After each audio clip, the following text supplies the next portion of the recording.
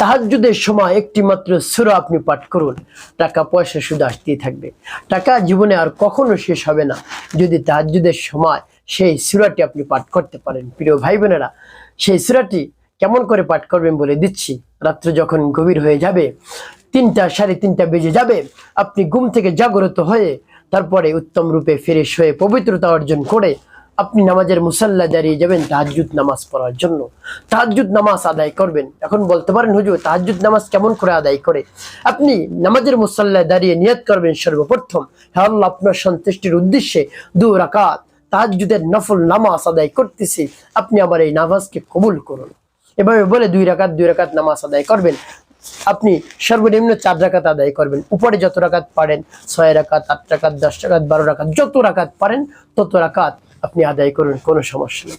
তো প্রিয় ভাই বোনেরা, এভাবে তাহাজ্জুদের নামাজ আদায় করে আপনি নামাজের মুসল্লায় বসে সর্বপ্রথম জীবনের গুনার কথা স্মরণ করে ক্ষমা প্রার্থনা করবেন, হে আল্লাহ, আমি অনেক বড় অপরাধী, অনেক অপরাধ করে ফেলেছি, আপনি জীবনের সকল ধরনের অন্যায় অপরাধ ক্ষমা করে দিয়ে আমার অন্তরকে পাক এবং পবিত্র বানিয়ে দেন।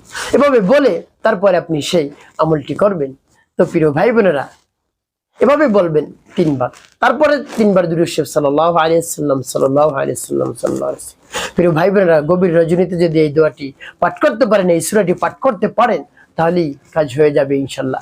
সেই সূরাটি অনেক পাওয়ারফুল সূরা। একবার যদি আপনি পাঠ করতে পারেন, মাত্র একবার 10 পারা কোরআন শরীফ পড়ার সব, সুবহানাল্লাহ বিহামদি, 10 পারা কোরআন শরীফ পড়তে কত সময় লাগে সেটা যদি আপনি 30 সেকেন্ডের মধ্যে পেয়ে যান, তারপর 2 বার পাঠ করতে পারলে 20 পারা কোরআন শরীফ পড়ার সব, 3 বার পাঠ করতে পারে পুরো কোরআন শরীফ পড়ার সব আল্লাহ রাব্বুল আলামিন আপনার আমলনামায় লিখে দিবেন, সুবহানাল্লাহি ওয়া বিহামদি। তো প্রিয় ভাই বোনেরা, তাই আপনি সেই সূরাটি পাঠ করবেন। তো সেই সূরাটি কতবার পাঠ করবেন আমি বলে দিচ্ছি। তো এইভাবে ইস্তেগফার দুরূদ শরীফ পাঠ করা হয়ে গেলে সূরা পাঠ করবেন। সূরা পাঠ করার পূর্বে আল্লাহ রাব্বুল আলামিনের কাছে বলবেন, হে আল্লাহ, আমার আমলকে সময়কে কবুল করুন, আমার সকল ধরনের সমস্যা সমাধান করে দিন, আমার টাকা নাই পয়সা নাই, আমাকে একটা ব্যবস্থা করে দিন। দেখবেন টাকা আসতেই থাকবে ইনশাআল্লাহ। যদি বিশ্বাস নিয়ে বলতে পারেন, তো সেই সূরাটি কি আমাদের সকলের সুপরিচিত সেই সূরাটি, সেটির নাম হলো সূরাতুল ইখলাস। সেই সূরাতুল ইখলাস পাঠ করে পরবর্তীতে কি করবেন বলে দিচ্ছি। আগে সূরাতুল ইখলাস বলে নিই। বিসমিল্লাহির রহমানির রহিম। কুল হুয়াল্লাহু আহাদ, আল্লাহুস সামাদ, লাম ইয়ালিদ ওয়া লাম ইউলাদ ওয়া লাম ইয়াকুল লাহু কুফুয়ান আহাদ। এভাবে যখন পাঠ করে যাবে একটু, তারপর আপনি আবার পাঠ করবেন, বিসমিল্লাহির রহমানির রহিম। কুল হুয়াল্লাহু আহাদ, আল্লাহুস সামাদ, লাম ইয়ালিদ ওয়া লাম ইউলাদ ওয়া লাম ইয়াকুল লাহু কুফুয়ান আহাদ। পাঠ করে আবার একটু ফুটে, তারপর আপনি মানে দরদ নিয়ে আবার পাঠ করবেন, বিসমিল্লাহির রহমানির রহিম।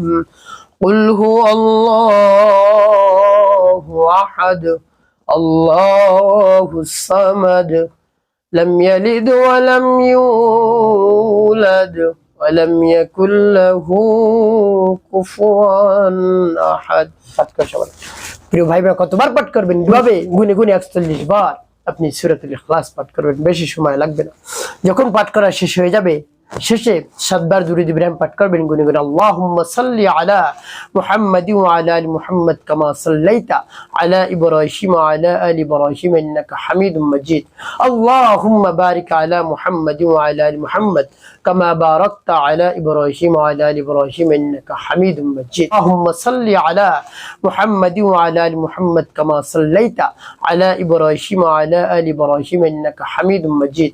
আল্লাহুম্মা বারিক আলা মুহাম্মাদ وعلى آل محمد كما باركت على إبراهيم وعلى آل إبراهيم إنك حميد مجيد. اللهم صل على محمد وعلى آل محمد كما صليت على إبراهيم وعلى آل إبراهيم إنك حميد مجيد.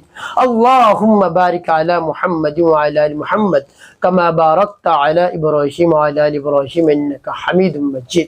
এভাবে যখন দুরূদ ইব্রাহিম পাঠ করা হয়ে যাবে, তারপরে দুটি ফু দেবেন, প্রিয় ভাই বোনের, এভাবে আপনার আমলটি করার সাথে সাথে সেই গভীর রজনীতে রব্বে কারিমের দরবার হাত উত্তোলন করবেন। রব্বে কারিম আপনাকে আমাকে সেই সময় ডাকতে থাকেন আর বলতে থাকেন, কে অভাবগ্রস্ত রয়েছে, ঋণগ্রস্ত রয়েছে, আমার কাছে বলো, আমি সব সমস্যার সমাধান করে দেব। এভাবে আল্লাহ রাব্বুল আলামিনের কাছে যদি গভীর রজনীতে বলতে পারেন, চাইতে পারেন, সব সমস্যার সমাধান হয়ে যাবে। টাকা পয়সা আসতেই থাকবে ইনশাআল্লাহ। একটি কাজ করতে হবে, পবিত্র একটি কাজ করতে হবে, 5 ওয়াক্ত নামাজ আদায় করতে হবে, মানুষের কল্যাণে খেদমতে কাজ করবেন। অবশ্যই আপনার জীবন হবে সুখময় এবং শান্তিপূর্ণ ইনশাআল্লাহ।